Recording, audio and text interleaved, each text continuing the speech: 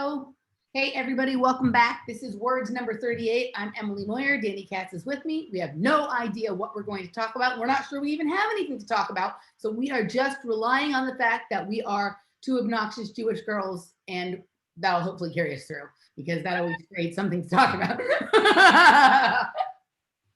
What's going on, girl?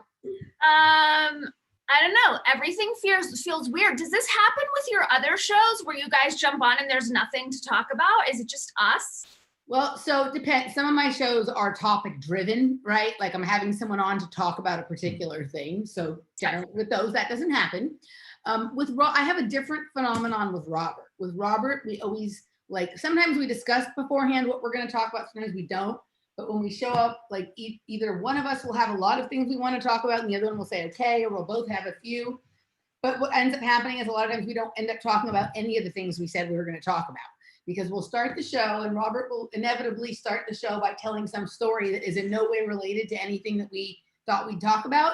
And so then that dominates an hour, 75% of the show. And then we feel like, well, in the last 25%, let's just go ahead and squeeze in all the other 12 topics that we had set, right?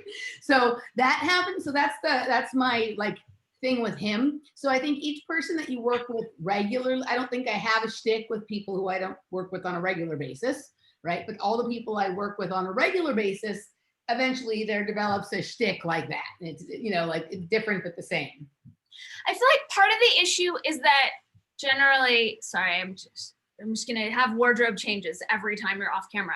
I think part of the issue is that for a couple years now, we've been talking about current events and I can't stomach them. I just don't, they're so fake and staged and so specifically created to distract us that I'm not willing to give them my attention. Mm-hmm. Yeah, well, I don't really know if there are any quote unquote current events in the way that we've always considered them, because there's actually almost no currency flowing because people are locked down in one sense or another. Either they're physically locked down or they're mentally locked down, and in some cases both.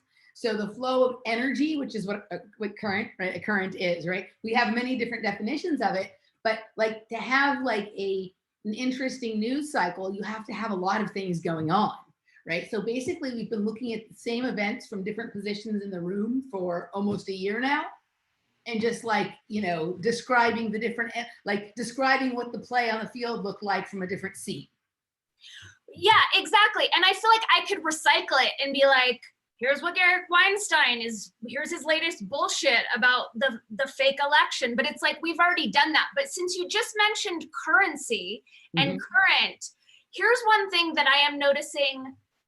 This is happening to me at least every day. A friend calls and is like, oh, fuck, why didn't I buy Bitcoin? I missed out on the Bitcoin thing. And just noticing that seems to be the crypto script, is the big regret. And to have everyone mind fucking themselves because they didn't get in on the old paradigm perspective of making a bunch of fake dollars, right, hedging their bets and having their currency not circulate, not help their communities, right, but to hoard it to play a dead game. So I think that's I don't know if it's interesting, but that's something I've noticed literally every day. I have someone calling me whining about this Bitcoin thing. Okay, so that's kind of interesting. I thought maybe we would talk about cryptocurrencies today because there's been this huge surge and fall and surge and fall and all this activity. After really almost years of just kind of that, suddenly we have all this stuff happening again, right? And so there's been a lot of crypto talk in my circles the last couple of weeks, right? And so one of the things that to what you're talking about money not circulating in the community and stuff like that.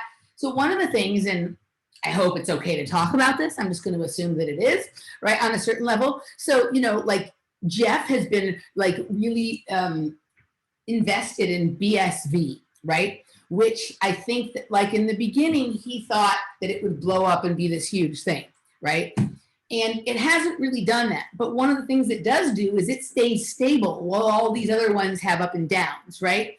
But it is more functional in some ways. Now, this is not me saying it's good or bad. experiment and play with cryptocurrencies. And I don't, if tomorrow all the cryptocurrencies crash and I lose my money, I don't care. I only play with it like the same way I would waste money at a casino or at the bar or whatever, right? But it's interesting to like see how some of this stuff works, right? But this one that isn't, a lot of people don't like BSV for a variety of reasons, and I don't know if I even understand all of them, but it doesn't, like it hasn't really made anybody a lot of money. But what it does seem to have, that the others don't, is like a stability and a usefulness, right? So like a lot of these, there's a lot of technologies like Twetch and Stromanity and a few others that are built around that. Like that's how you, for very few cents, to fund transactions, Odyssey's the same. Odyssey's the same. Okay, right. So, but there's a variety of different technologies built around this one. I don't know what Odyssey is connected to or whatever, but it's connected to BSV. And those things, now I'm not a person that believes there's any such thing really as security or privacy. So I'm not claiming that these things offer security and privacy, right? But these are different systems than the Borg, than your YouTube, Facebook, Twitter, whatever, right? And the BSV is the one that is connected to that. And those seem pretty functional in a fairly smooth kind of way. And so there's a usefulness. It's a way of, it's not the same as like circulating currency around your community, everybody spending money and everybody making money, right? But it is actually doing something with the funds rather than just sitting there collecting them, hoping they get bigger and worth more. You're actually funding actions with it, right? So like, while it didn't have necessarily, so Jeff liked that about it, but I think he also thought it was going to be this other thing, right? But, you know, we've had to, like, we've had conversations the last couple of days about, well, wait a second, it's not a disappointment. It does something that the others really don't do, right? It provides functionality, and that's valuable, right? And so one has to decide when they're choosing cryptos or anything else you're invested in, is your purpose here to like stack up a bunch of cash to make money and hoard it, or is your purpose to like fund activities or to make things happen, right? And so in that case, like it hasn't been necessarily a waste of energy or effort, because there's been all these other cool things that have launched off of it that he enjoys. Whether I enjoy it or someone else then does or thinks it's good is not the issue. Like he likes this other stuff that it does. So that has value, right? Not like having stacks of cash is not the only thing that has value, right? And so I think that's the whole thing with what we're talking about here is, you know, so within the crypto space that's going on. And then the funny thing that has been happening this week, right? Obviously Bitcoin has had its big surge at points, Ethereum has had it, but the weirdest thing was this one with Dogecoin. Have you heard about this thing with Dogecoin? Okay, so I didn't know anything about Dogecoin until Masaki started talking about it a couple of weeks ago, right? So then I was like, okay, I've heard of this. And it was one of the first cryptocurrencies, and it was started as kind of like a joke, but in some ways it's actually makes sense and has a certain kind of stability, not completely stable, and it's also really inexpensive, so you can still get in it fairly inexpensively, right? He starts saying, man, I think Dogecoin's actually going to be big this year, right? Like I think there's something to it. It's kind of a joke, but like in some ways the jokes are more like useful than the things that are very serious and whatever, right? In the weeks after he started talking about that, Dogecoin started to grow. And so finally last week I was like, okay, I've heard you talk about this. I'm going to buy a few Dogecoin to see. And like literally a day or two after we bought a few Dogecoin, Elon Musk literally created this huge tsunami of interest in Dogecoin because he tweeted about it. Like he literally put the picture of the dog from the Dogecoin on a tweet, like blowing through a city, right? And then suddenly it was up like 150%, right? So like any of these things have the ability to like have vast movement based on the energy and intention that somebody puts behind them. Now, in this case, that's any fiat currency, anything we decide to give our collective agreement to. But there are so many problems with crypto, but I'll bookmark that. There's so many problems with cryptocurrency and so many problems with cash fiat. I mean, there's like, right, this is not like these, like I used to be very anti-crypto and there's part of me that still doesn't like anything about it, but I'm like, well, this bullshit system we have now is not great either. So for someone to say that a person who does crypto is bad, like that doesn't make any sense because you're spending US dollars, because I want to talk about this. And no one who uses crypto is bad. Like we're not retarded idiots. But you think that, yeah. Right. Like, of course I don't think that. And I have some crypto, but again, it's like, I kind of see it like Burning Man, where we take the most brilliant minds, the most creative visionary thinkers, and we have them focused on a party once a year and channeling all their. Totally. 100%. It is exactly the same. There is we're in the midst of pushing back against a technocratic takeover. So the fact that all these morons who just want to cash in are like, crypto's great. It's like, no, you're not. You're vying for your enslavement because you're profiting at the get-go.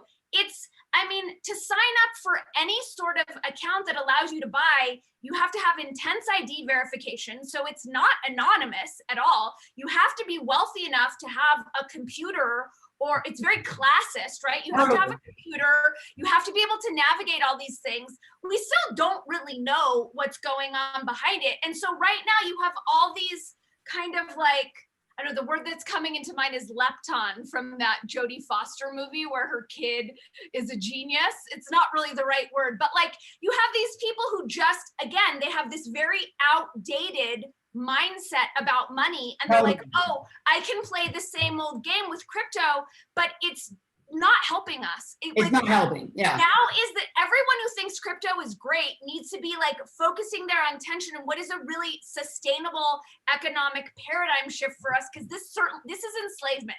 Right now at the beginning, some people can make a lot of money and buy some nifty things, but it is absolutely leading to our enslavement. I agree. I mean, really, any financial system in the sense that we have known it our whole lives, we've never known an honest financial system. And this is another This is another dishonest financial system. So the same thing can be said about those. But yes, I agree with you. Like the amount of time that people who are brilliant and could otherwise be spending their time working on something else are working on either if they're involved in creating some of these systems that crypto is on, they're working on that. Or if there are people who spend a lot of time looking at their crypto accounts and moving shit around, that is taking their mental energy away from something that is better, 100%. Exactly. And it goes back to like trying to fix the duopoly. Like, oh, let's come up with a better Democratic candidate. It's like, no, it's the same system. It's still the like hoard, invest, profit. We really, like, I feel like our smart new paradigm solution, it has to be a circulating analog thing that we're not like sitting here hoping we can, waiting for a rainy day. The waiting, right? Whenever I hear someone say, I'm waiting for the cryptos to hit, I'm like, ew, right? Exactly. So everyone who's playing the game, like we need to come up with this is still in the same paradigm and we need to shatter the paradigm. Okay, so with that said, obviously all of us still need funds, right? We still need to have money to pay our rent and to do our things. And so my thing, because we need to do what you're saying. So like maybe the best thing for everybody to do is find the financial paradigm to operate in that requires the least amount of you wasting your brain power and your brain energy to deal with it. And so for you, right? So if whatever thing makes you not have to check your bank account status a million times a day or waste a lot of time moving money, find the simplest, most streamlined financial solution for yourself, do that, and then spend all the rest of your time thinking about this other thing that you're talking about. We need to come up with a new currency. I was just watching some talk, this guy, I'm blanking on his name, but I'll look it up so we can have it in the show notes. But he's saying like, we just need to create a new currency. Every single fiat currency we have is a lie that's based on consensus agreement. Yeah. All we need to do is agree that like, okay, Post-its are the new currency, and we get enough people on board and ascribe value, like 10 Post-its for an hour's worth of coaching, or like, it's really not that complicated, but we need to keep it in simple, analog, new currency that we agree on and get out of this crazy techno-fascist psychosis. Okay, but even within what you're saying about Post-its, right? Like kind of thing. I'm not really lobbying for Post-its. Right, no, but it's simple and easy to understand. So let's go with the Post-its, right?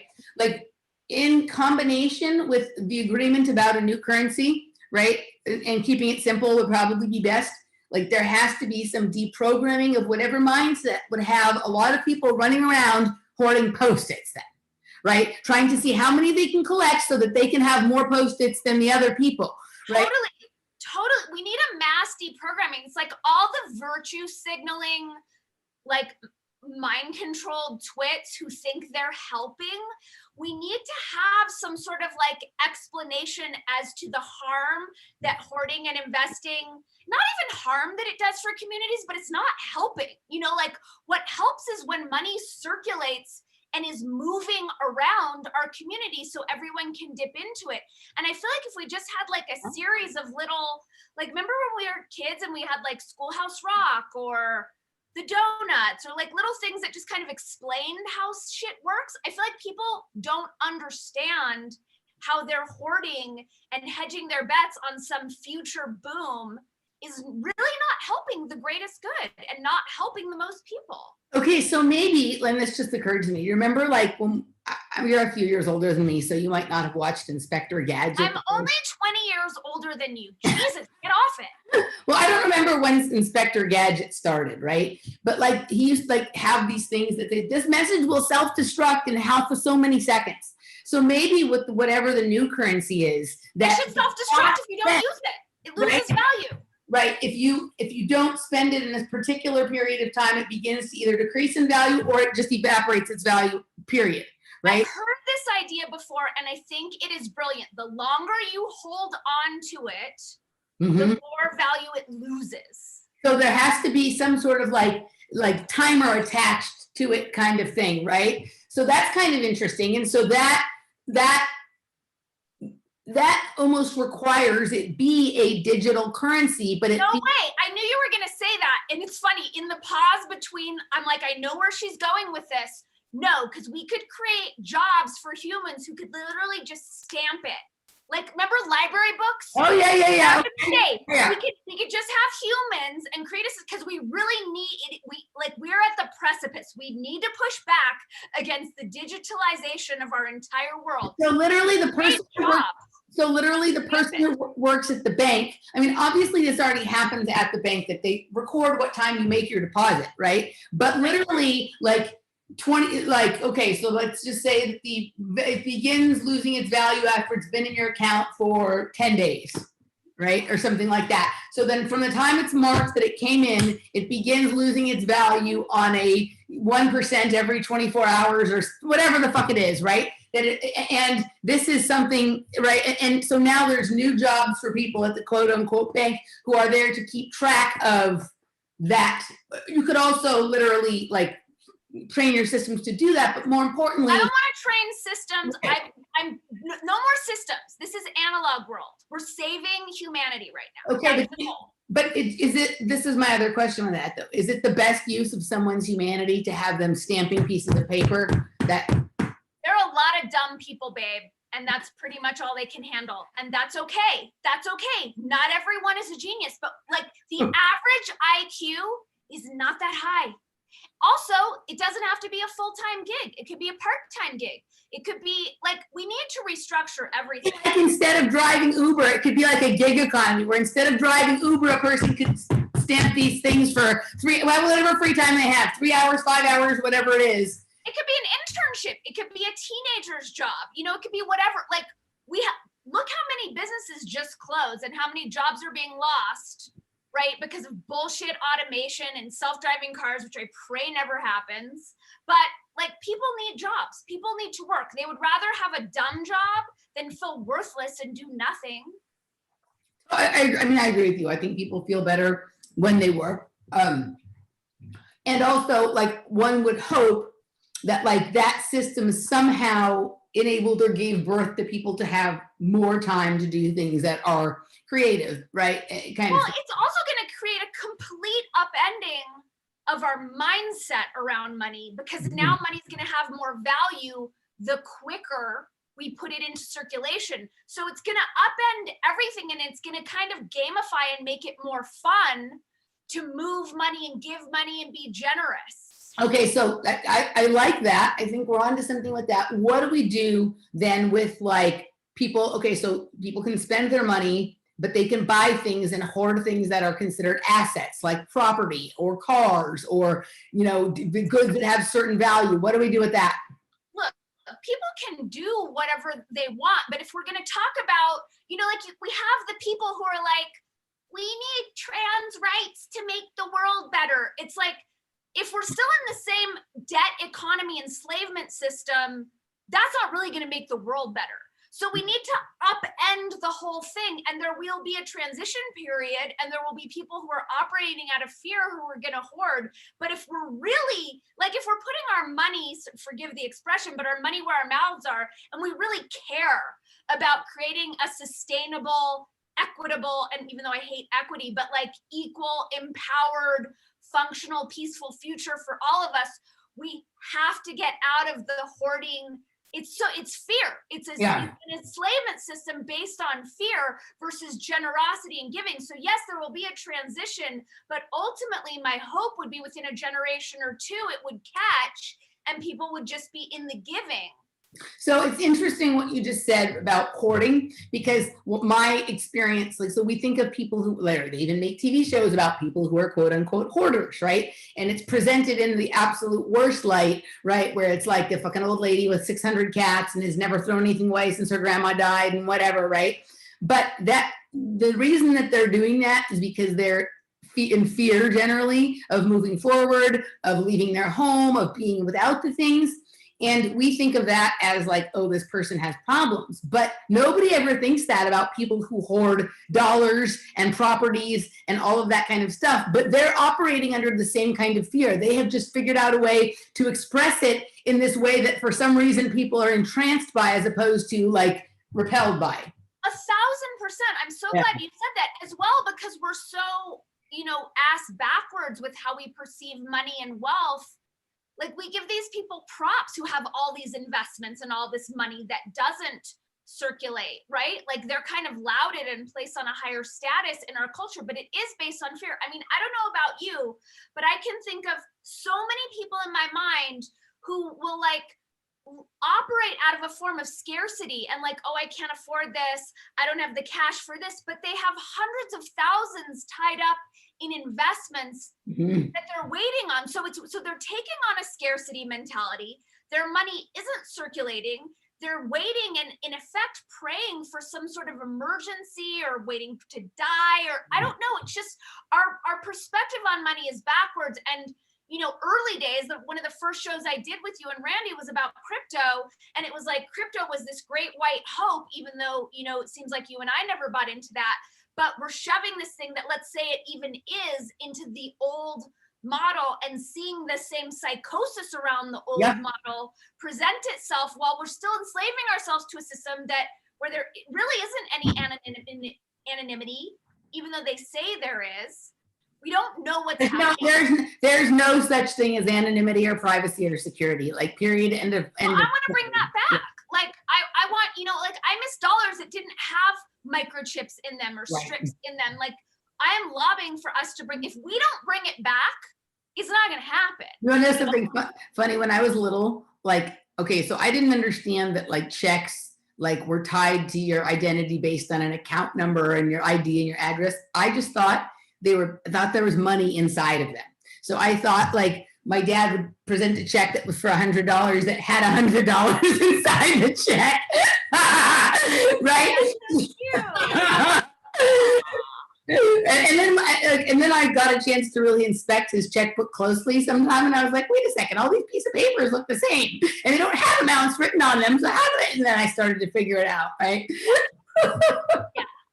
Well, I love that we just solved the whole financial system. I mean, what brought it up is just like seeing my friends beat themselves up for not taking advantage of this opportunity to get the old P profit, and just seeing like the amount of neuroses that's generated. And then it has me wondering like, what extra dimensional entities are feeding off of these neuroses, and are they the ones who invented Bitcoin? Because that's the biggest thing I see. Right. Yeah, no, that's a great point. And it reminds me of like, so it's like whether it's you do the stock market or whether you do cryptos, it's the roller coaster effect, right? So it's like you get the thrill, and then when it's over, you're like, I want to do it again. I want to do it again, right? You're never just satisfied with the fact that like, oh, that was fun and it felt good or whatever, or it took me out of my normal state of being to another one. That was an interesting experience. There's always this desire to repeat it or like, you know, then you have one friend who's afraid of roller coasters. And so you're trying, oh my God, you're missing out or whatever, right? Like on this like surge and then decline of endorphins and adrenaline and whatever. It's like the same kind of thing. I mean, didn't you ever do that at Magic Mountain when you were little? Just like keep riding the same ride over and over again, trying to get that same feeling you had the first time? Did you ever go a day when it wasn't busy? I was just gonna say the lines were always too long. I never had that option, but also I never wanted them. Like I never wanted the thrill to go away. I do remember one time going to Magic Mountain like a week after I went skydiving and nothing was scary. I'm like, this is all bullshit. Like we're strapped in, like I'm not gonna die. And I got no thrill from any ride. So there's this ride at Magic Mountain here called X Games, right? And it's like, so it wasn't there when I was little, it came later. And I went there as an adult once, I'd say probably like in 2005 or 6 or 7 or something like that with my stepbrother.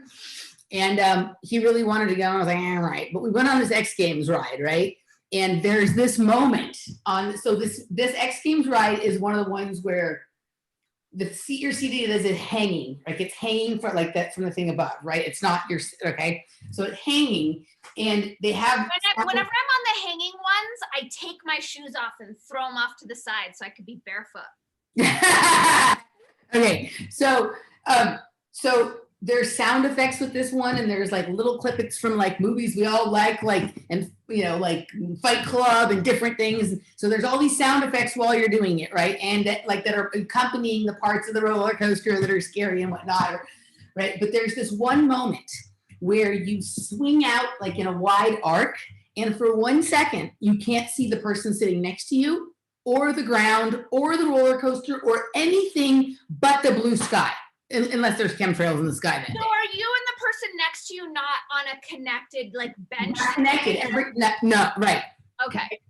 So it's like slightly, right? So there is a row, but each chair is like connected to its own node or nodule or whatever, right? Got it. And you're probably like interspersed in how you're swinging or whatnot. Or even if we're swinging simultaneously, the way it's happening is that other person who's next to me maybe went over that arc first, right? Yeah. Like there's a looseness. It's not like a fixed bar, right?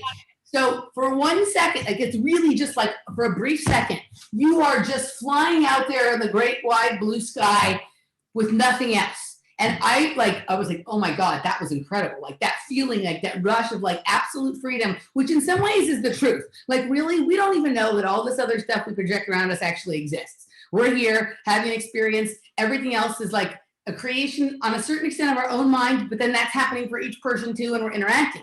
But when you're in that moment out there, high above the ground, so you can't see anything but this blue sky and your own body parts if they're out in front of you, but if they're down like this, you don't even see that. Like that moment was so amazing. And I've thought many times about going back and riding that roller coaster again. I'm not going to, because I would be anticipating it and I would be disappointed when it didn't feel the same, right? Because as soon as you know, I didn't know it was going to happen. So that was what made it so amazing. But if you know something is coming, then you have an idea in your head of like, okay, it felt like this before. I hope it'll feel like it again. It's never as magic as it is that first time. It's kind of like cocaine, right? Well, it's never the same per se, but it's right. Not to say it wouldn't be enjoyable in a different way. Plus, if you want to kind of track it, recreate it, like play with gravity in that space, all I'm saying is don't limit yourself. If you have the pull to go ride it again, I'm sure it'll be wonderful in a different way. But yeah, you can only have one first experience. So I think that a lot of times, whether it's people with the stock market, or even if it's just like earning a lot of money, like winning the lottery, hitting it big in cryptos, that first time when suddenly all of a sudden you have much more than you had a second ago and you didn't really do anything to earn it, it just like was. That's was called like, dopamine. We're a dopamine right. addicted culture. So then that is a time, dopamine rush. Right. So then all like, right. Like that's what all of this stuff is though afterwards. Like, I don't know that there's ever that same feeling as the first time that you like had a successful crypto investment. Right. So people are chasing cocaine highs. right? And you know, kind of thing. And just like when we were kids, like if there was a great party and you missed it, it's the same thing when people are like, oh, I wish I would have gotten in on the crypto before. But like, even when you were just talking about this crypto you bought and Elon Musk, I had it instantly. I had the instant like, oh fuck, Emily just made a lot of money, and I didn't. Like, I feel like it's inextricably bound to the crypto structure, that like psychological distortion of missing out. I see it so much bigger than like someone who invested in Microsoft. I mean, maybe it's just because it's getting more press and everything's bigger these days, but whatever. I think it's also that we have the ability to track things more closely. So like at the time that people were investing heavily in Microsoft, you had to wait till the news came on at night to hear if Microsoft had a big day on the whatever it is, right? But that's the other thing. Like, I'm sorry, I interrupted you. I'm gonna hold my thought. No, it's okay. Like, it's just, you know, like now because of the internet and because of all these various technologies, you can track things to the second, whether like from your living room, right? And so that creates like way more, it's a much different monster than when people were, you know, hitting it big with investing in tech companies in the 80s. But look at it. I mean, let's take the chronology. So take it like probably 100 years ago, and my friend wanted to open a bakery, and I invested $100. So if he had a great year and I made $1,000, I was excited for my friend's business, for my friend's family, for our community that all got together to support this. That was real, right? So that dopamine rush that, yes, I was also making money. There were all these other aspects tied into it. Then we got this like corporate stock exchange situation. So maybe Microsoft had a good day and I'm excited because I made money, and maybe I'm into whatever their new like secret virus is. Or do you know what I'm saying? Like, it's a step removed. But now with crypto, it's literally nothing. There is nothing. It is just manipulating our emotions and our psyche. You have some bot like Elon Musk who posts on social media. So you've got a fake human doing a fake thing on a fake platform, and everyone makes fake money and has an emotional reaction. I mean, I'm fucking terrified that this is where we're at. Well, it's purely Pokemon Go. I can't, I mean, I didn't even realize it till I just said it, and I'm like more disturbed now than I already was.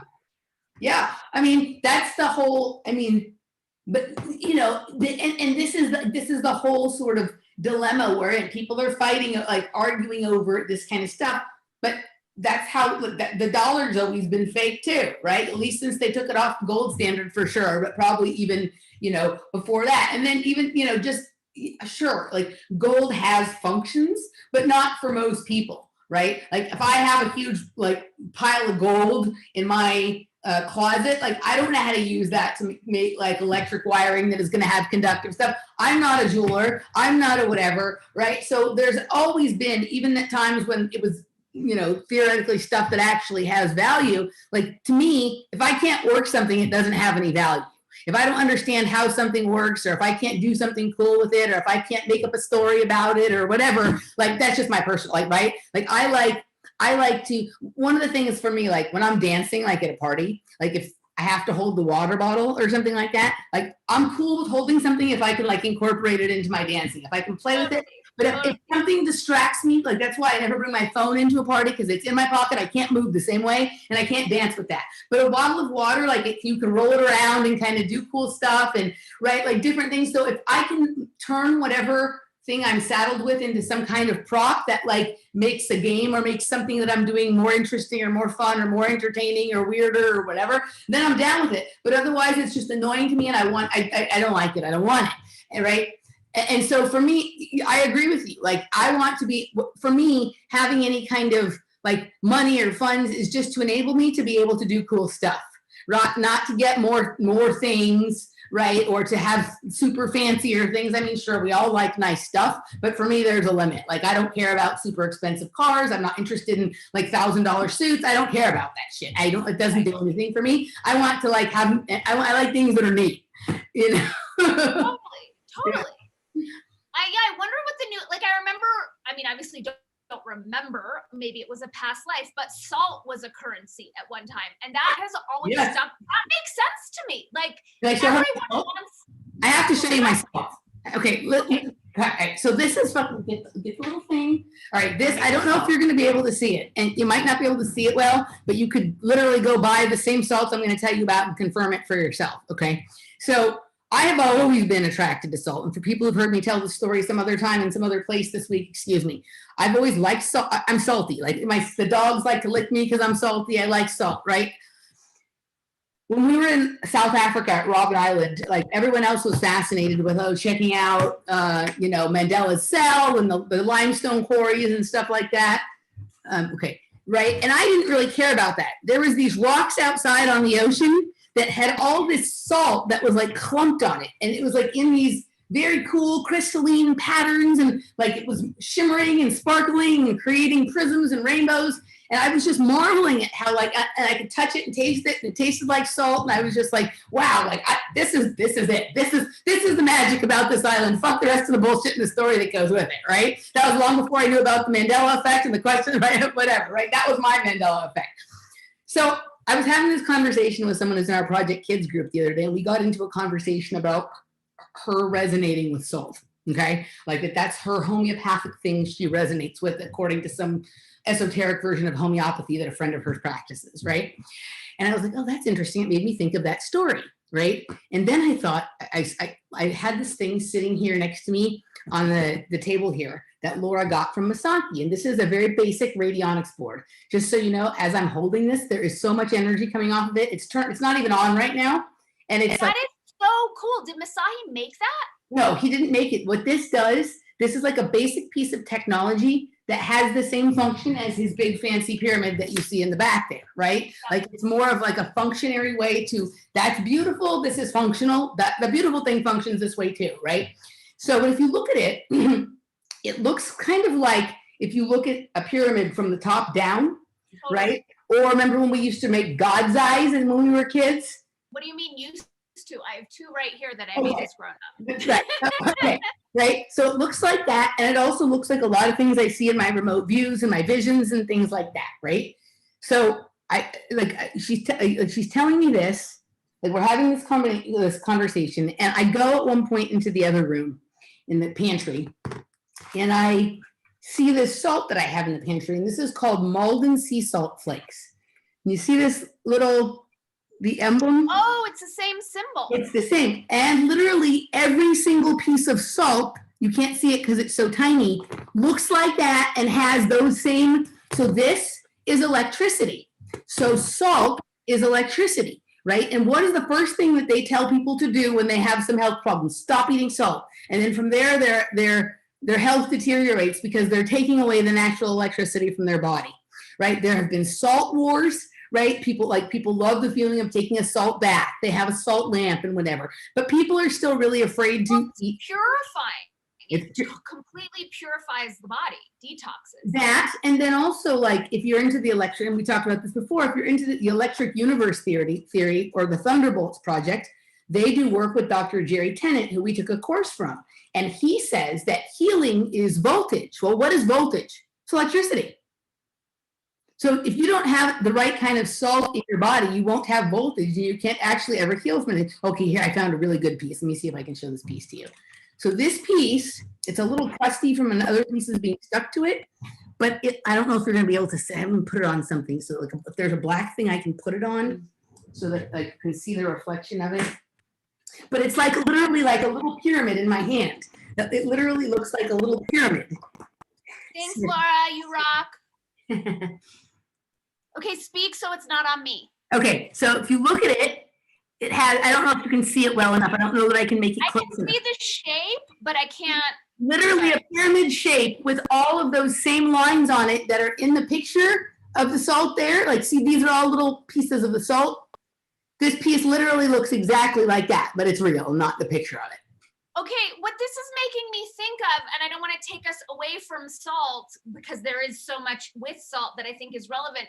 But when you mentioned not understanding the value of gold, if you study the history, not the science or the metaphysics, but the actual global history of monatomic gold, yeah, then it's a completely different ball game, and you understand, okay, well, this was how they built the pyramids. This was the Right. that they talk about in the Bible. The levitation and stuff like that. Yeah. And then this is why China has bought up all our gold. And like, then you get into, because that just made me think, the metaphysical properties of salt made me think of, oh, right, what gold is really about, not just pretty shit on our fingers. Right. So now, what is the difference when one consumes a piece of salt that at one point looked like this, rather than the obviously table salt, but even the other things that we consider high quality salt, like pink Himalayan, that might have its own set of properties. But if this one matches exactly a circuitry board, right, then this energizes something different. Like some might be out. I feel like this, I'm sorry, I interrupted you. This is 2021 is my year of mastering the old interruption thing. Go ahead, please. Well, I was just thinking, like, well, what if this is our new currency? If it's salt, if it's, specific herbs, if it's, water, if it's all these things, because like you're saying, so obviously there are different types of salt in different crystalline forms that perform different functions that are getting muddied because it's not valued the way it used to be. Because we call everything salt. So like when we sometimes will be at like a fancy restaurant and we'll ask for salt because they don't ever put salt. Well, no place puts salt on the tables anymore, right? But fancy restaurants, they don't, because they're arrogant and they assume that their food is seasoned perfectly and no one will need salt. But if you ask for salt, they'll often bring you a little dish of this kind of salt. And we always, even before I had made this connection, we were like, oh, it's the Malton salt, yay! Like, right? Like there's something. I personally don't like the Malton salt because it's too big and it doesn't weave seamlessly into whatever I'm mixing it into. It becomes more prominent. Right. So like I've figured out like so generally it's for sort of sprinkling on as opposed to cooking with. Like if you put like a salted chocolate chip cookie, there'll just be a few little pieces of that on top of the chocolate chip cookie or whatever. It's delicious. Right. Dude, chocolate chip cookie, like salt is such the magical piece. Like salt is what makes the chocolate chip cookie pop.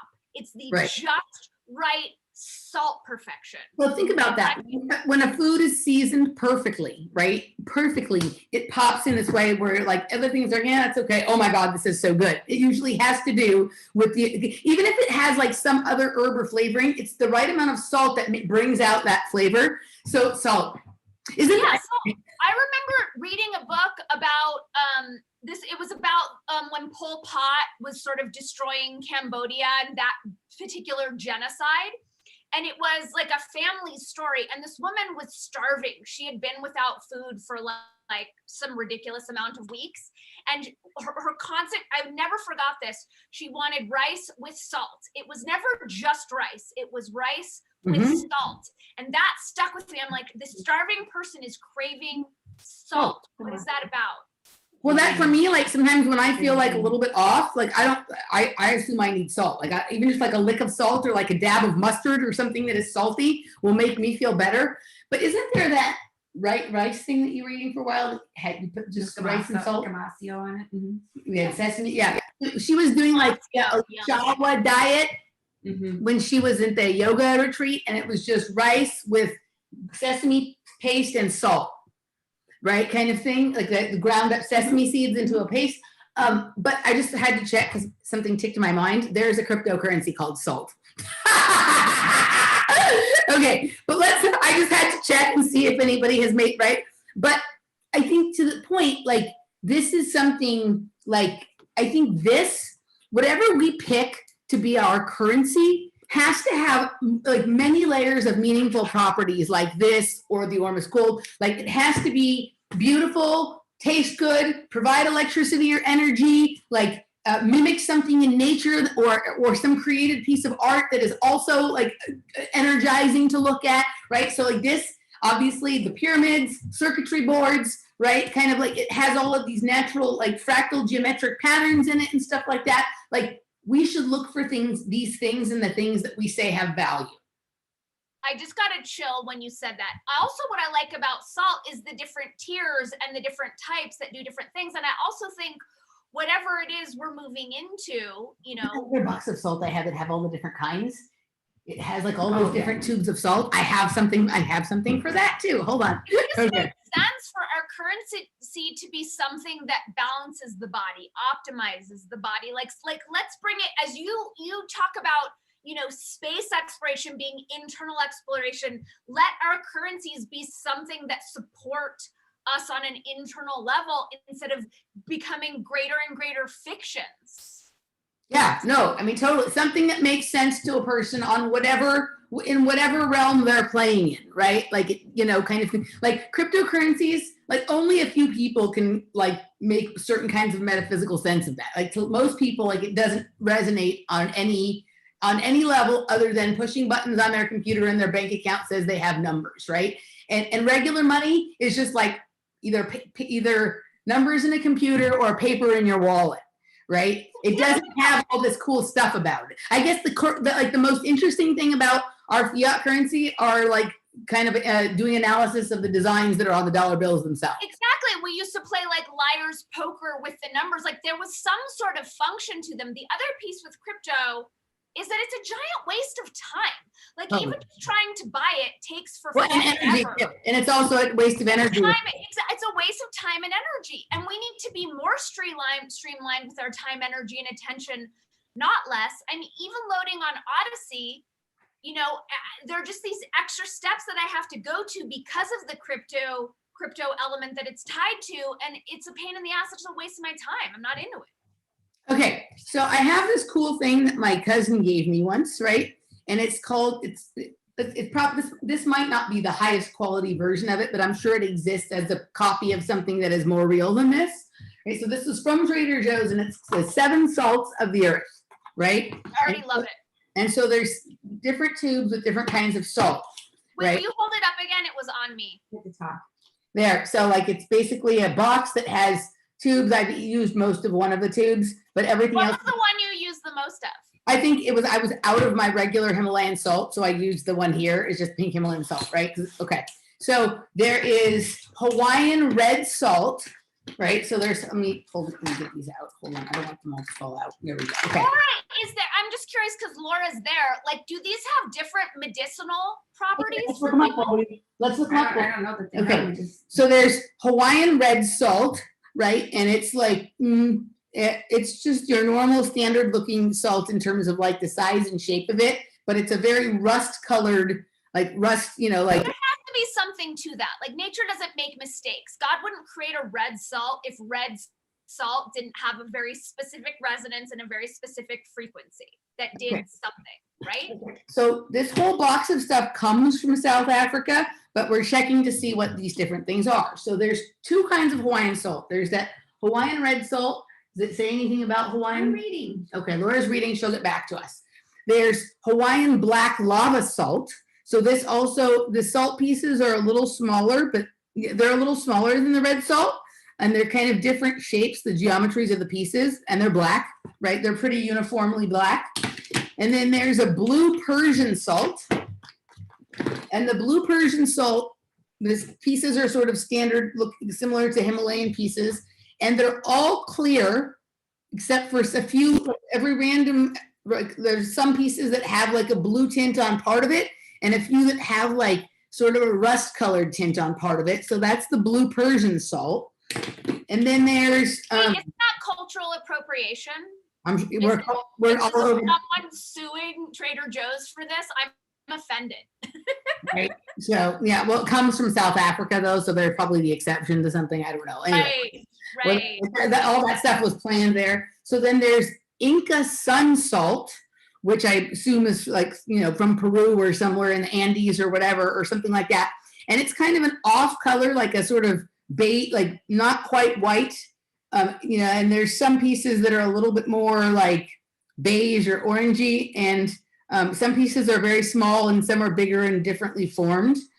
And then there's Kalahari desert salt, which is like pretty clear and standard looking. It doesn't look that different than like, I would say it looks different than Morton, than kosher salt, but it's like, I don't know how I would quite describe it. I used most of the pink Himalayan salt. I'm not going to waste time on that because I assume that most people here have seen or used that.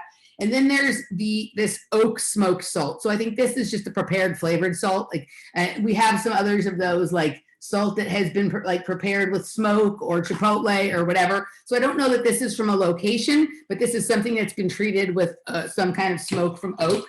So anyway, Laura has been looking up to see if there's any differences or whatever between what the differences are between the colors and the types of salt. As you were showing me the salts, I was thinking what makes the most sense to be our currency would be crystals. Rose quartz, labradorite, that makes sense. But then I was like, oh, but what are the mining issues? And would it be earth rapey to do it? And then I was like, well, it would make more sense for regional, for like regions to have their own regional currencies, but then that wouldn't make sense as far as traveling. But crystals can't be consumed, right? So one way that we make sure that the currency gets used is because salt is something you actually consume, right? It can be used a variety of ways. You could trade it, you could eat it, you could, right? You could make it, right? Like, okay, so here's so far as what she have. Pink Himalayan salt has traces of iron oxide in it. Celtic salt is higher in iron than sodium, than regular sodium. But isn't that white supremacist salt? Probably. Gray salt comes from clay. So the salts that are more of a gray color. Okay. So Hawaiian salt, Lava salt. iron-rich fields of volcanic clay. Black salt comes from. Can you hear her? Volcano. Can you hear her talk a little louder? All right. Talk a little louder now. Hawaiian sea salt is found in iron-rich fields of volcanic clay. Then they have more concentrations of trace minerals. Black salt is volcanic table salt with a sulfuric flavor. Persian blue salt is harvested in Iran and says it's more of a sweet flavor. It doesn't talk as much about the medicinal properties as just the flavors. Do you get an intuitive sense? Yeah, so Healing master? you?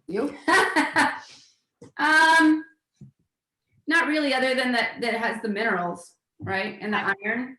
So then the other hit, and this goes to lots of things I've been kind of discussing with people in a variety of arenas lately. Like, okay, so you have volcanic salt that comes from that volcanic clay, right? Then like probably information from like those points in history or those events are somehow compressed or encoded into some of that salt. So when you're consuming that and absorbing that into your body then has like, it's kind of like adding to your own personal Akashic record, DNA, history of the world kind of thing. I mean, I think that's the case with anything we eat, right? Like whatever information is in the soil or in the animal's consciousness. But one complication with the lava salt is when you're in Hawaii, it's like really bad juju to take any of the lava stones off of the island. Right. So I'm assuming that like just like anything, like, right, like we have like fair trade with coffee, that hopefully the companies that are doing this, they're paying the people who are the natives to that land a good price for this and what, that kind of stuff. But salt, because it's a crystal, it holds information better than lots of things do, right? So it may be a more clear, like a more precise record, like a better, cleaner record. Whereas other things that have been, like other kinds of minerals or natural things, like have been affected more by the things around them, like crystalline things, and things that have that kind of fractal geometry in them seem to be better storers of information that can translate, like it holds it and translates it to its new place that it's delivering the information better than some of these other modes of storing information. I don't know. That's the best I can do with that because I don't know all the technical terms. So it kind of sounds like we're lobbying to get back on a salt currency. Yeah. Salt-backed currency. A salt-backed currency, or just salt, right? Like just kind of, I can imagine like, I'm going to start taking this with me everywhere and showing everyone my salt. Right? I've been showing people my salt all week, right? I've been very excited about my salt. I love it. I love that you're so excited about your salt. I feel like we've come up with a really potent solution here. Okay, so that's one. I'm sure there are others that do a similar thing. So I think it would be really cool if we heard back from people listening to the show of other things that they come up with. That what is our new currency backed by? Right. That has a variety of uses, purposes, functions, resonances, things that it sort of mimics and implies and whatnot, like that has just and has thousands of years of stories about it and thousands more that can come in the future that are told by what happens because of it, kind of thing, right? Yeah, I'm into it. Yeah. And you know how like whenever people, you know how like whenever people hit it rich, they like throw the money all up and they like bathe in all the dollars, right? Like I wonder. I mean, in the movies and on TV, but do nonsense. people do that? Nonsense, right? But I wonder if just that is like this almost like a kind of connecting back to like salt, like, right? If you go into like ancient cultures, they have these salt caves and they might take a bath in there, or they go in there to like achieve peace in their mind or to feel well or whatever, right? So like the bathing in money in some ways is like a remembrance of when like the thing that like had value actually made you truly feel good on your body, kind of thing, right? Like, does that make sense? Yeah. It totally makes sense. I mean, it might be a little bit of a reach, but I like that I like giving something that seems so like perverse and, you know, like kind of yucky. I like steeping it in something that actually makes sense. And well, it's kind of like the idea that like why humans are so attracted to precious gems is because they're a mental souvenir of the colors you see in the psychedelic experience. Right. I'm sure you've heard that line of thinking and stuff before, right? Because the colors are vibrant and gem-like in the psychedelic space in a way that like nothing in regular reality can really usually touch. And some of these precious stones like may become the closest, right? To looking like something you saw, some brilliant color, brilliant hue, or something that sort of dazzled or sparkled in a certain way while you were having that experience, right? And when you see like the gemstone with facets that sort of glisten and prism and do all this kind of stuff, it's remindful, even if it's just on a deeply genetic level because this person has never actually done psychedelics or whatever, but someone in their past, or it's in their genetic memory somewhere or whatever. And I'm sure there's other things besides psychedelics that have sort of that kind of imprint on the, you know, but that's just one I'm thinking of right now. I was reading this morning about rubies, which used to be like the utmost value, diamonds being bullshit. Mm-hmm. But I mean, I just assumed that it was because of the actual magical qualities in the minerals and that we were much more tapped in and much more connected. Personally, I always prefer the raw, unpolished stones that just look like kind of junky rocks than when they're all faceted and shiny. At that point, I'm like turned off by them. I think there's different, I like both. And I like them for different reasons. And I like your, maybe the thing that you were talking about was an earlier time than what I'm talking, right? So like maybe that we used to be completely in tune with all those rocks. And then a later iteration of it was when people would be in the psychedelic space, they'd become in tune with those things again, right? And they'd sort of, and then later it was like they saw colors that reminded them of that time when they were more in tune. And then now we have this obsession with, you know, rock, the precious gems. While you were saying that, I just saw them acting as portals. Like I did see, okay, so then we moved into like a psychedelic era, and I saw them being used in ceremony as portals and doorways through. I used to, back when I was doing a ton of ayahuasca, I would take whatever stones I had used in the ceremony and I would bury them in rice and put them out under the moon. And then I would make the rice and like share it with friends. That's cool. I love that. I really recommend that one. That was a good one.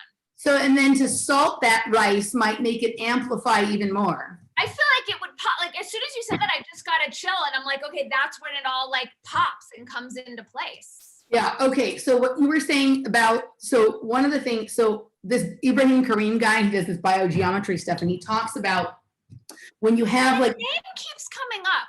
This is the third time I've heard his name. And every time I hear it, I'm like, why do I know this name? So he's the biogeometry guy, but like his new work is going to talk a lot about, so when you have like a crystal or a prism, you can even do it with like just a regular piece of sort of glass or anything that prisms. There's the reflection side and the shadow side. And when the colors are in the shadow side, those are doorways to other dimensions. Right? And so these crystals, these rocks that were used during ceremony would have a reflection one way and a shadow the other way, but there's colors in both. You have to have the thing it's set up in the right way based on the light. So then the colors act as portals to go into other dimensions. And so then that's so that's it. So it isn't just the crystal itself, it's the spectrum that it's generating opens the portal kind of thing. Yeah. Yeah, 100%. I keep feeling I'm getting this hint of like it's tying into the currency. There is something with the crystals and the currency. I mean, we have like 5s and 10s and 20s and whatever. We could have, I mean, if it's just the spectrum of crystalline minerals on the planet, we could have salt, we could have crystals, we could have other things. You know, I think shungite is going to be increasingly more valuable as 5G is implemented more and more. Yeah, no, I think like, I mean, all the different rocks, they all do something a little bit different and whatnot. So, but they're not all as easily and readily useful in as many ways as salt is. No, salt is universal. And I think across every culture, we're digging salt. I mean, look at the freaking 100th monkey. Like that whole thing is about the monkey learning to salt her sweet potato in salt water so it tastes better, as well as washing it. Like it. Oh, I didn't even know what the actual experiment was. I know about the 100th monkey phenomenon, but I didn't know it was about salting the sweet potato. So the 100th monkey phenomenon was. Oh, sorry. Go ahead. Potatoes taste so much better when you salt them appropriately. Yeah, so it was this island off the coast of Japan where the monkeys, their sweet potatoes would get all sandy and they would eat them and they would get sand in their mouth. And there was this one female monkey that figured would take hers down to the ocean and wash it, and it tasted so much better. And then all the other monkeys on the island started doing it. Then all the other monkeys on the other island started doing it. And then all over the world, that whole species of monkey was salting their sweet potatoes. Well, she did it just to wash it, thinking of the water, but because there was salt in the ocean that salted the potato and made it taste better, she also then had now naturally occurring sodium in her body. So her body became like a Wi-Fi router, generating out this electrical current that carries the information about what she had discovered to all the monkeys that are in the area that her Wi-Fi field could reach. And then they're all turning into routers and generating it out farther. Whoa, so okay, so according to your theory, it's the salt that allowed this to be broadcast. Yes. It like turned on her morphogenetic field. Yeah, maybe it didn't turn it on, but it expanded it out farther because it's voltage, it's electricity, right? Love it, love it. Basically, her action created the Internet of Monkeys. Totally, yeah. Totally. Well, right? It was the first time we observed it. I'm guessing there was an internet. I mean, that's the whole point of the 100th monkey theory in morphogenetic fields, is that there's an internet of every species always since the beginning of time, that this was the first time that evolutionary biologists were able to observe it and give it a name. So think about what they're doing right now with the Internet of Things, and of course the Internet of Bodies, right? They're wanting to put chips or pieces of technology into bodies to do this thing that salt naturally does, but you can't control it with salt, right? So instead you pick a mineral that doesn't do it necessarily as well, but is turn on and turn offable and controllable, right? And then of course you don't want people to have much salt in their body. You want them to have sugar in the body because these things like prefer sugar for their environment. But it's everything, all these nasty technologies that people create are mimics of a naturally occurring phenomenon that actually works quite well. And if you think about it, like when did the movement to start removing sodium from people's diet start? I think it was when they started this scam about like cholesterol and lipidor. I think it was all tied in to that, that like cholesterol creates heart disease. So that's when it was like the 80s. My dad was on the no salt diet. Everything tasted like shit. Yeah, I think it was tied into that like pharma scam of lipidor. 70s, 80s, right? 60s, 70s, 80s. Like it was suddenly that salt, fat, and things like cholesterol were bad, and suddenly sugar was okay. Of course. Okay. Anyway, so that would be interesting to like, because that would be very simultaneous with the rise of like computing and personal, right? And this idea that we can use the computer to sort of overtake society to a certain extent, right? Like, a million%. I mean, my mind is going off right now, and I know we were probably near the time to like tone it down, but they used to use saline solution, like salt and sugar, as the sort of baseline in, I don't want to get us censored, VA, the shots that kids get. Yeah. So the baseline to test for safety used to be sugar or salt until they changed it to aluminum. Right. And then I was also, because now I'm on that track, the name of the latest No Agenda podcast that came out yesterday is Vaseline, because their theory is that they don't actually have the VAXX ready and they're just injecting people with saline solution. I'm just noticing like that salt is really like kind of swirling around right now.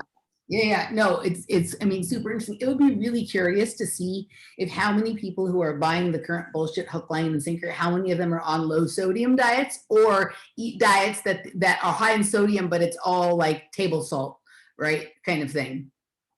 I mean, I think so much of the people who are buying into it is because of the sugar, the fluoride. So I'm sure the salt would be part of it. I mean, I think just the fluoride alone would rationalize a vast amount of the brainwashed acquiescence that we're seeing. Right. So, now, yeah. They always accompany like fluoride. You hear like about sodium fluoride and stuff like that. And that's always with the bad sodium. It's not like they're like fluoride with the Malden salt kind of thing. Right. So it's like, yeah. So it's like, it's so fascinating. But I hear this from people. Like I hear people, a lot of people I know who are awake will contact me and they'll be like, oh, I like your theories on sugar, but I'm such an addict, I can't give it up. But they're reasonably awake, right? I've never had anybody be like, like come to me and I can't think of anyone I know. Oh, that's not true. Some people have tried to convince me that salt is I've had a few people years ago when I first came out with the sugar kind of thing, try and say that no, it's really salt, it's bad and da-da-da-da. But those people have fallen off. I don't like hear from them at all anymore. There's a few people out there pushing still no salt diets. Like there's a carnivore person that says no salt. I'm like, like what? Okay, so what's this now? They started in the 70s, but okay. There's a book called Salt, and the book Salted, a manifesto on the world's most essential mineral. Dude, were you ever on the Eat to Win diet that Fritz put us on? Yeah. No salt. Do you remember? I felt so bad. Like I had to pull out of the meat. Like I was on that diet. We go down to the meet. We get there the night before because it was like in San Diego. We go to dinner. All we're allowed to have is a baked potato with nothing on it and salad. Right. And I was a person used to eating pasta the night before meat or just whatever I normally ate. Like I had no energy the next day. I did like one event or two and then we had to pull out. I had a headache. I had to go home. But yeah, there was no salt. Okay. Yeah. So it says here, it's been waged, the war on salt is a clear, okay, let me just read a little bit on this here. The war on salt, 5 easy rules for salting your food, blah, blah. Inside the drama of politically correct nutrition, the advice is well rehearsed and often repeated, so much so that even well-informed people are sometimes mistaken. Seemingly all the experts agree, yet they frequently cite studies that are widely criticized, invalidated, or even destroyed. The war on salt is a clear example of this.